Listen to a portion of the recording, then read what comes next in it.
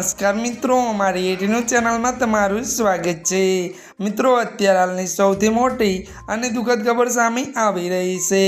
जी हाँ मित्रों, आपने जणावी दीए के लोकप्रिय फैशन इन्फ्लुएंसर सुरभि जैनનું કેન્સર સામેની લાંબી લડાઈ બાદ 30 વર્ષની વયે નિધન થયું છે।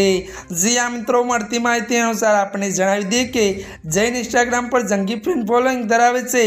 ત્યારે મિત્રો વધુ તમને એ પણ જણાવી દઈએ કે તે ઓવરિયન કેન્સરની સારવાર લઈ રહી હતી।